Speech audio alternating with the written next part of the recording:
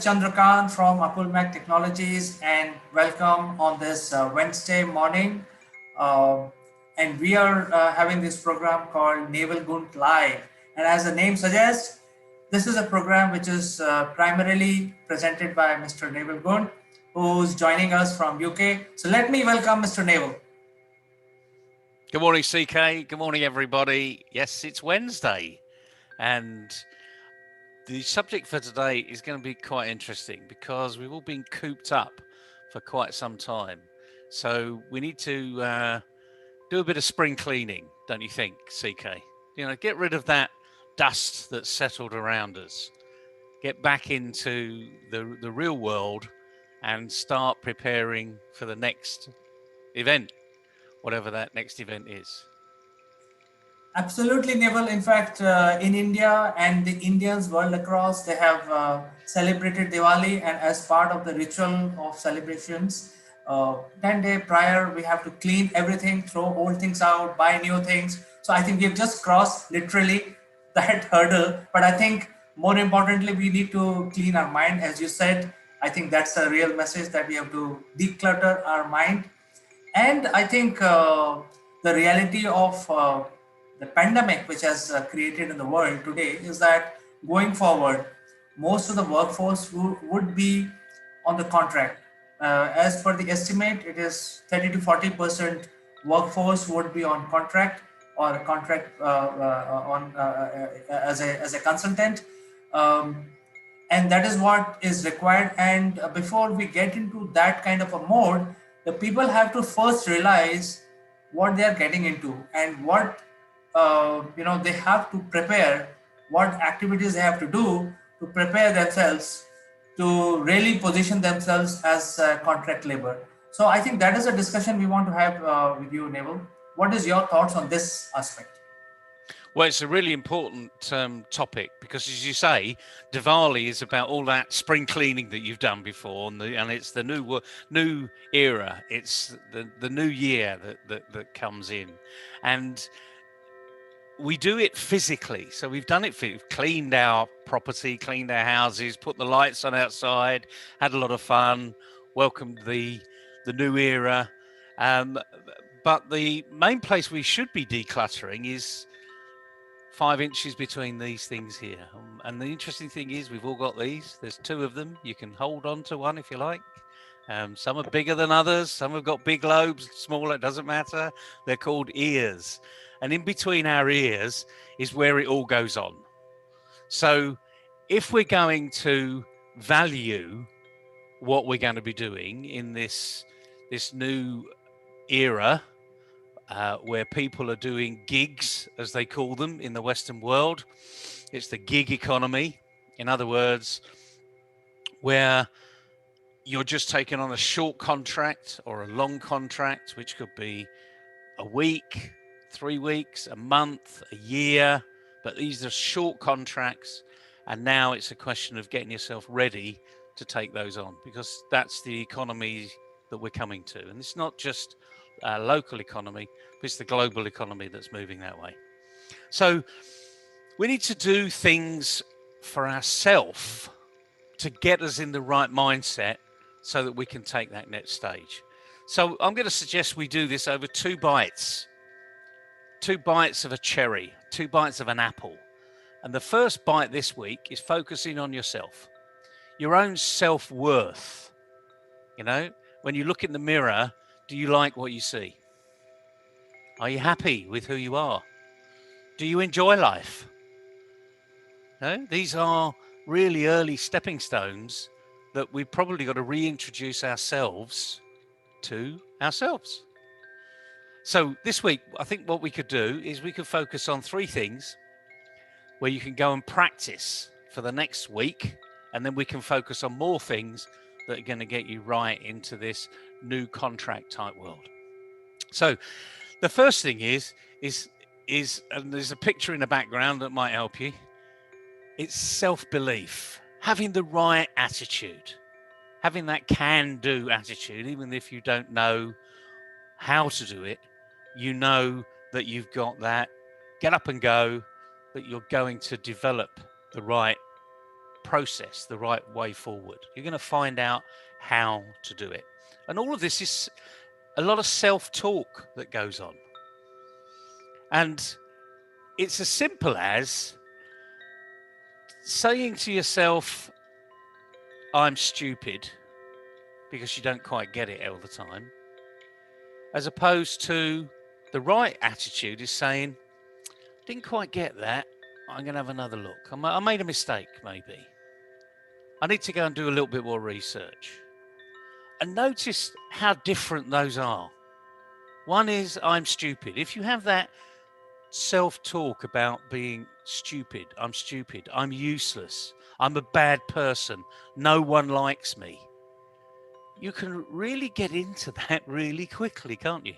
And I'm sure you see people that say this, people that you had a lot of belief in before, but over the last 8 or 9 months, they've slipped into this arena of saying, well, I'm not really good enough, and I'm not sure if that's going to work. And you even see it in the tone and hear it in the tone of their language and their demeanor. They sit down in front of a PC and you see it on Zoom. They don't sit up. They don't look as though they're engaged. They don't look as though they're having fun. They've talked themselves into that situation.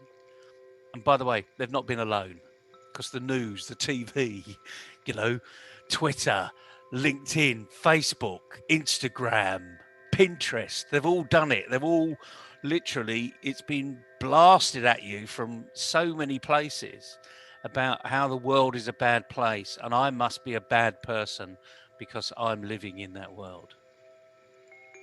The world's not a bad place, is it, CK? Well, I think the attitude makes a lot of difference, and I think that is a first step to improve the attitude, as you rightly said. And many people, as you rightly said, don't have the right attitude to even take the first step. So if they are not able to identify what is their self worth, I mean, they don't have the right attitude, then how going forward they will be able to price their services which they will offer to their enterprises. So I think you're Yeah, absolutely right. So it needs to start, and we're starting simply here. Although, having said that, it's going to be quite difficult because you've got yourself into this situation. And bear in mind, you need to listen to that again. And I know you can repeat this by going onto YouTube and going back again, but you've got yourself into this situation. You've allowed it to happen. You might want to blame everybody else, but actually that's the wrong attitude. So immediately, your self-worth starts with your self-belief. Who am I? Do I like myself? Have I got the right language that's going on up in here? Because as you and I both know, there's a conversation that goes on up here without your mouth opening. My wife constantly says to me, I could be watching the TV and completely abstract to what's going on the TV, and my head's going, because I'm having a conversation. I haven't got two people up here. I've got half a dozen, and they're all chipping in to the conversation. No, when you get really good at this, you could have 100 people in your brain, because there's probably that many things that are going on. And the key thing is to control the ones that are negative and let the ones that are positive have their say. So you can shut people down. Again, you're not opening your mouth. It's just going on in your head. So the key thing is to shut the ones that are having all those negative vibes going on up there and open up the positive ones. So this self-belief is really important. It's where we need to start. Yeah, go ahead. So I think you have raised a very profound observation, and you're absolutely right, because this happens with everyone. It has happened to me. It probably happens to you, and it happens to everyone, whether you're young or old or a middle-aged person. Many times people don't even know that their attitude has an issue. So, what is your advice? I mean, we are talking about building your self worth. So, over the period of next two episodes of this program, we want to basically focus on that. But the first step is, how do I get into attitude of identifying what is my worth? Do you have an opinion, or do you have any suggestions to the viewers how to improve their attitude and get some value for themselves out? Well, the interesting thing is really easy to do. You've got to go and do something. So they say the you need confidence to move forward. Well, how do you get confidence? How do you get confident over something? You go and do something. You go and do something that actually reinforces your confidence. So it might be going for a walk and, listening to the birds singing, looking at the flowers, looking at the leaves, looking at the trees. This is an interesting time of year to go for a walk in the UK because the trees are turning colour. In some respects, they're dying. They're losing their protection. Apart from the evergreen ones, which are just maybe slightly changing colour. But the thing is, things are happening. There's an evolution of things that are happening out there. And if that's what you go and enjoy, go and do it. Do it more. Because that will actually bring you back into the real world. This is what makes you want to get up every day. So, building that self belief, building that confidence, you need to go and do something. And obviously, go and do something you love. So if you like reading books, go and do it. Have a clear focus about why you're doing it and go and do it. So if you like creating things, could be anything. Maybe a new web page, maybe a new landing page, if that gives you a thrill, a buzz, then go and do it. If you like looking at something that perhaps your competitors might be doing, or something that's going to improve what you will be doing in the future, then go and do it. Get the best out of it. And as you see, this is a doing issue. You've got to physically go and do something. And it might be sitting in front of a PC, or it may be going for a walk, or it may be doing something else. But you've got to go and do it. And my suggestion is do something you love. Because if you love it, all of a sudden you fall back in love with it. Because at the moment, you're not there. You've lost your way. Your self-esteem's low, perhaps. Your self-belief as a result is low. Your self-talk is all negative. I never get anything right. I give up too easily. This isn't going to work. Just listen to the language that you're talking and change it. And the point I'm trying to make here, CK, is you've done it before. You've got loads of experience where you've done it before and it worked.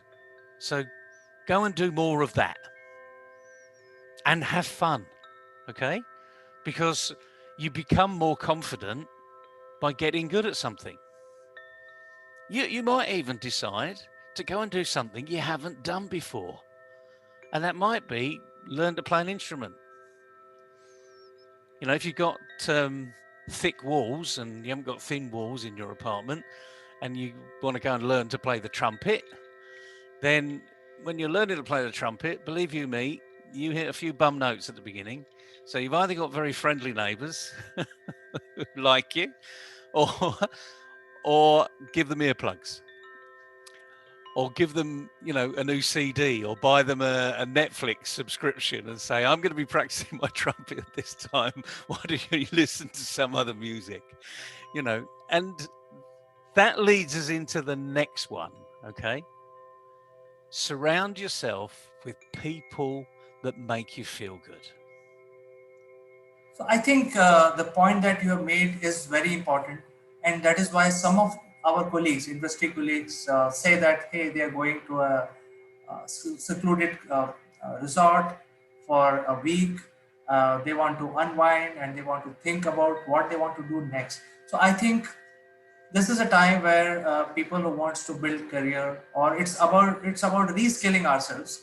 So the first thing is to do, and you mentioned that it's about doing, is to think what they want to do and then really do it. So make a timetable, come out with a timetable and start doing those things which you have written down. So I think that is very important. But Deval, I think it's a reality, it's a real world. So for some of the people, it's even very difficult to find directions also, because usually people jump from one thing to other very often, and it's very difficult for them to get focused and do things. So, what is your advice for such kind of people? Well, you raise a very interesting subject, CK, and as I say, this what we're talking about today goes deep and deeper and deeper and deeper, and then depending on who you are, depending on how deep you need to go. And there's a lot of people in this gig economy, in this gig world, that have been very successful in the past, and now aren't very successful at all. And maybe they've slipped down the curve the fastest because things have just disappeared. So, what they were doing previously may have not had structure, may have not had purpose, may have not have focused, but they got by and they were very happy in what they did. And it just worked because there was so much work out there that really they didn't have to work at finding work. It just came to them. And I'm sure you know lots of people that fit into that category. For those people, it's probably harder because you've got to start again because you didn't know what actually made you successful. You didn't have a process. It it was luck in many respects. You didn't have a timetable. You didn't have a diary. You didn't, call 5 people a day as some books recommend you to do, you know, because at the end of the month, you've actually touched base with 150 people. Wow, just by calling 5 people a day, well, 5 times 30, which is the average month, is 150 people. If you multiply that by 12, all of a sudden you're into the thousands. And that's how you can build your network, and that's how you can build confidence in other people knowing what you do. So I feel really sorry for those that have just stumbled along and it have been really successful for the last 5 or 10 years, and now it's not, because now you've really got to take a step back, and maybe your confidence has been hit hard, maybe your self-esteem has been hit, and therefore your self-worth, which we'll talk about next week. How do you price yourself for that new gig, for that new opportunity? We'll mention the subject this week. It's getting out of the Me Too. You and I have talked about Me Too for ever since we've known each other. You need to be different. You need to show people that you are worth employing. No, you've got to literally become a graduate all over again, and sell yourself. And a lot of people don't know how to do that because they've never really had to do it. Their last job has given a referral for this one, or the job they did 3 years ago has given a referral for the next one. But things have changed. So now what you need to do is dig in deep. And it may be the first thing you do is, as I said at the beginning of this, go and surround yourself with people you feel good, not people that completely downtread what you're doing or what they're doing. This is self-talk at the end of the day. So one of the first things you can do is go and talk to people that may well be in the same situation that you are, but they've got this can-do attitude. They're always bright and sprightly. They're always happy to take your call. They're always happy to have a discussion with you. And those are the first steps that actually you can do to take which actually will improve their state of mind as well. Because until you start to have that conversation, you don't really know where people are coming from. So this isn't about reinventing yourself. This is about finding yourself, seeing how good you really are, and working out why people employed you in the past, why you were different, and then doing more of that, really. You know, Neville, when you speak like this, I am thinking about the politicians because, you know, politicians may have a very long career, you know, going up to 50 years or sometimes 60 years or sometimes even more. But if you look back in their life, every 4 years they have new agendas. You know, they have a new narrative to talk about. They basically fight for different items, and they create a public perception every 4 to 5 years. So I think it's very important for everyone, even professionals like us, to at least get some inspiration. I mean, politicians are not the best people to get inspired from, but at least we should look at this quality where they're always driven every 5 years. Even they are very old people at age of 80, some of these politicians are quite driven because they have an agenda in their mind. So I think you very rightly and aptly put out that the first thing to realize your worth so that you can be successful and ask for the same price as an individual contract consultant is to first realize that what is your core competency, and if you don't have a core competency, what is your attitude to find a new skill or nurture the competency that you have further so that you can ask for it.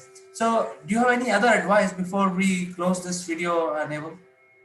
Well, really, it's a wrap up, and the purpose of today is to give you a structure so that in the next 7 days you can go and do something. You can go do something about it, because it's all right listening to these videos and you say, oh, yeah. Oh, yeah, I get that.